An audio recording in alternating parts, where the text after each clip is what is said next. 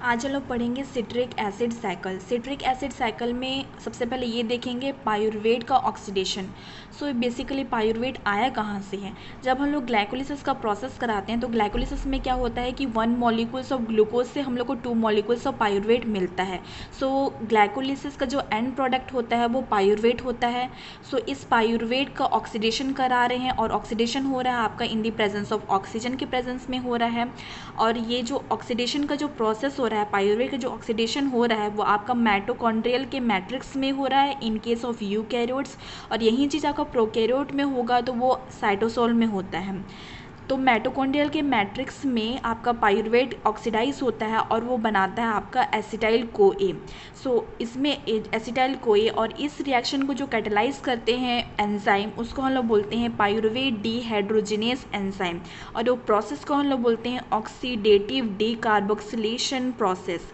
और इसमें क्या हो रहा है, ये पायुरवेट है तो पायुरवेट ऑक्सीडाइज होके एसिटाइल को ए बन रहा है in the presence of enzyme pyruvate dehydrogenase enzyme, ठीक है। और यहाँ पे NAD वो रिड्यूस हो रहा है और बन रहा है NADH।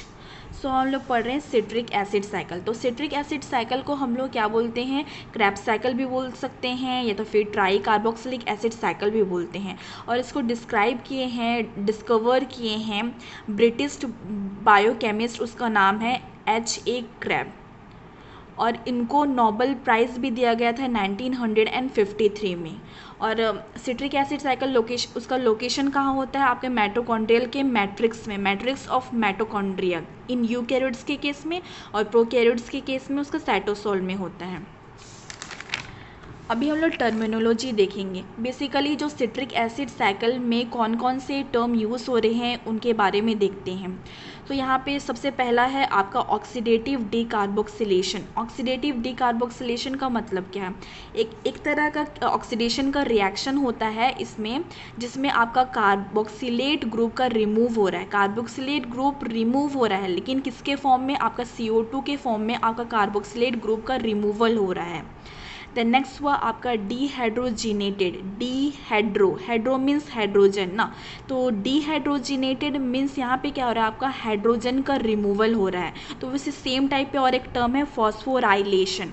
फॉस्फो मतलब फॉस्फेट का आपका एडिशन हो रहा है। तो फॉस्फोराइलेशन जहाँ जहाँ टर्म यूज़ होगा वहाँ पे वहाँ पर उसका मतलब ये होगा कि आपका एडिशन ऑफ फॉस्फेट ग्रुप हो रहा है।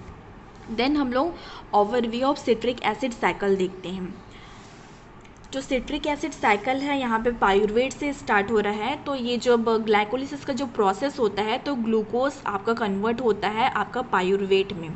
सो पायुरवेट हम लोग को पायुरवेट मिला, फिर पायुरवेट का ऑक्सीडेशन हो रहा है। तो पायुरवेट का जब ऑक्सीडाइज होता है तो वो आपका एसिटाइल कोए में कन्वर्ट होता है, और इसमें जो एंजाइम यूज़ होता है वो पायुरवेट डीहाइड्रोजिनेस एंजाइम यूज़ होता है। और यहाँ पे जो प्रोसेस हो रहा था वो ऑक्सीडेटिव डीकार्बोक्सिलेशन प्रोसेस। तो ऑक्सीडेटिव डीकार्बोक्सिलेशन प्रोसेस में क्या होता है कि आपका कार्बोक्सिलिक ग्रुप का रिमूवल होता है, कार्बोक्सिलेट ग्रुप का रिमूवल होता है in the form of CO2। That means यहाँ पे CO2 का रिमूवल हो रहा है और यहाँ पे आपका NADH प्रोड्यूस हो रहा है। देन आपका एसिटाइल कोए मिल गया जो 2 कार्बन कंपाउंड है, और यहाँ पे oxaloacetate that is 4 carbon compound. So acetyl CoA that is 2 carbon compound, ये ऑक्सलो एसिटेट के साथ में मिल के आपका सिट्रेट बनाता है जो 6 कार्बन कंपाउंड है। और इसमें जो एंजाइम यूज़ होता है वो सिट्रेट सिंथेस एंजाइम यूज़ होता है। यहाँ पे सिट्रेट बन गया, सिट्रेट से सिट्रेट फर्दर फॉर्म करता है आइसोसिट्रेट, और यहाँ पे जो एंजाइम यूज़ हो रहा है वो एकोनेटेस एंजाइम यूज़ हो रहा है। देन नेक्स्ट हुआ आइसोसिट्रेट। आइसोसिट्रेट से बनता है अल्फ़ा कीटोग्लूटारेट। अल्फ़ा कीटोग्लूटारेट बन रहा है, और यहाँ पे जो एंजाइम यूज़ हो रहा है वो आइसोसिट्रेट डीहाइड्रोजिनेस, और यहाँ पे आपका NAD वो कन्वर्ट हो जा रहा है NADH में, और यहाँ पे आपका CO2 का रिमूवल हो रहा है। सो यहाँ पे CO2 का रिमूवल हो रहा है, तो यहाँ पे मतलब एक कार्बन मॉलिक्यूल्स का रिलीज़ हो रहा है। सो एक कार्बन मॉलिक्यूल्स का रिलीज़ हो रहा है, इस कारण जो अल्फ़ा कीटोग्लूटारेट हुआ वो 5 कार्बन कंपाउंड हुआ, ठीक है। सो अल्फ़ा कीटोग्लूटारेट्स वो फर्दर फॉर्म करता है सक्सिनाइल कोए, और यहाँ पे जो एंजाइम यूज़ हो रहा है वो अल्फ़ा कीटोग्लूटारेट डीहाइड्रोजिनेस।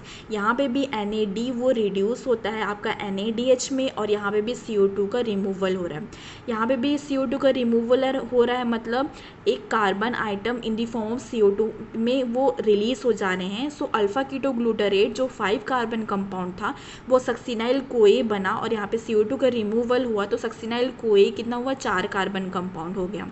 अब सक्सिनाइल कोए फर्दर कन्वर्ट होता है, यहाँ पे सक्सिनाइल कोए से सक्सिनेट बना, तो यहाँ पे जो एंजाइम यूज़ है वो सक्सिनाइल कोए सिंथेस यूज़ हुआ है, और यहाँ पे आपका GDP वो कन्वर्ट हो जाएगा GTP में।